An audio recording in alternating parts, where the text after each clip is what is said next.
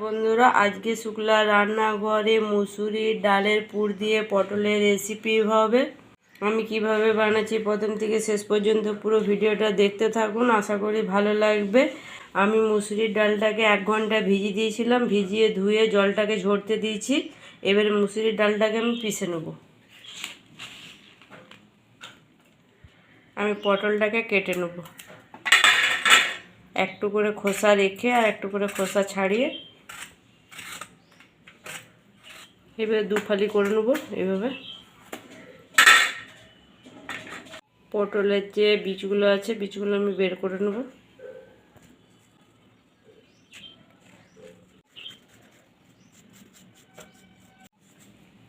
এইভাবে আমি পটলের বীজগুলো বের করে নিলাম, আর বাকিগুলো এইভাবে আমি সব করে নেব। পটলগুলো সব ছাড়া হয়ে গেছে। পটলের মধ্যে একটু নুন আর একটু হলুদ ভালো করে মিশিয়ে দিচ্ছি। তারপর আমি নুন হলুদ মাখিয়ে 2-4 মিনিট রেখে নেব। মুসুরির ডালটা আমার পিষা হয়ে গেছে। মুসুরির ডালটার মধ্যে 1 চামচ আদা, রসুন, লঙ্কা, পেঁয়াজ বাটা আছে, আমি দিয়ে দিচ্ছি।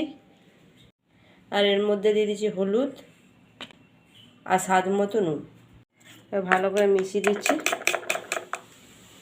পটলটা আমার 2-4 মিনিট রাখা হয়ে গেল। আর এর মধ্যে দিয়ে দিচ্ছি মুসুরির ডালটা।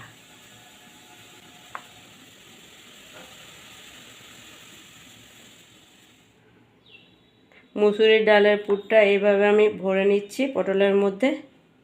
তবে মুসুরির ডালটা খুব পাতলা পিষলে হবে না, একটু মোটা মোটা পিষতে হবে। পাতলা পিষলে বেরিয়ে যাবে। এইভাবে সমস্ত পটলগুলো আমি পুরো ভরে নেব। আমি কড়াই চাপিয়ে দিয়েছি, কড়াই গরম হয়ে গেছে, তেল দিয়ে দিচ্ছি। আর পটলগুলো ভাজার জন্য দিয়ে দিচ্ছি। এইভাবে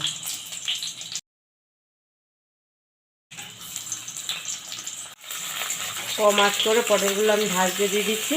এভাবে এরপর আমি উপর থেকে একটা ঢাকা দিয়ে দিচ্ছি, তাহলে মুসুরির ডালটা শক্ত হয়ে যাবে। ঢাকাটা খুলে দেখে নিচ্ছি, একটু শক্ত হয়েছে। এবারে আমি উল্টে দিচ্ছি আস্তে আস্তে করে।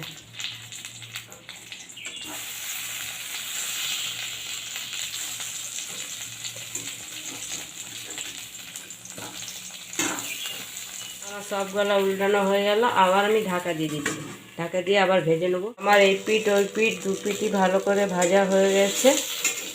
এবারে তুলে নেবো আমি। আর খুব কম আঁচ করে ভাজতে হবে এগুলো, সময় ধরে ধরে।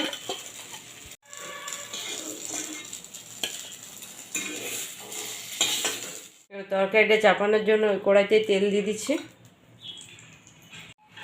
এবার ফোড়নে দিয়ে দিচ্ছি জিরে, তেজপাতা, গরম মশলা, এলাচ, লবঙ্গ, দারচিনি একসাথে আমি গুঁড়ো করে নিয়েছি।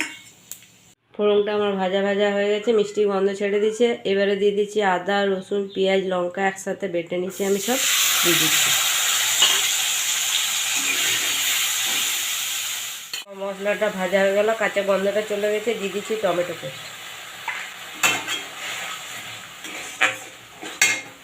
দিয়ে দিচ্ছি হলুদ গুঁড়ো, স্বাদ মতো নুন, দিয়ে দিচ্ছি কাশ্মীরি লঙ্কা, দিয়ে দিচ্ছি ধনে গুঁড়ো, আর দিয়ে দিচ্ছি 1 চামচ জিরে গুঁড়ো। এবারে অল্প একটু জল দিয়ে আমি ভালো করে মশলাটাকে কষিয়ে নেব। আর একটু দিয়ে দিচ্ছি ভাজা মশলা, এর মধ্যে ধনে, জিরে, শুকনো লঙ্কা শুকনো কড়াইয়ে ভেজে আমি গুঁড়ো করে নিই। আর দিয়ে দিচ্ছি অল্প একটু কসুরি মেথি। আমার মশলাটা খুব ভালোভাবে কষানো হয়ে গেছে। এবারে দিয়ে দিচ্ছি পরিমাণ মতো জল। আর আপনারা চাইলে এটার সাথে আলুও দিতে পারেন। আমার ঝোলটা ফুটে এসছে। এবারে দিয়ে দিচ্ছি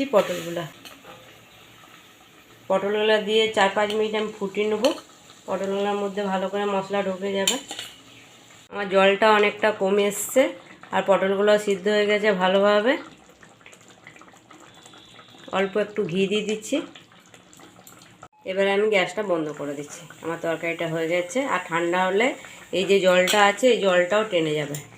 মুসুরি ডালের পুরভরা আজকে পটলের রেসিপিটা আপনাদের কেমন লাগলো অবশ্যই জানাবেন। যদি ভালো লাগে লাইক, শেয়ার, সাবস্ক্রাইব করবেন আর পাশে থেকে সাপোর্ট করবেন। ধন্যবাদ।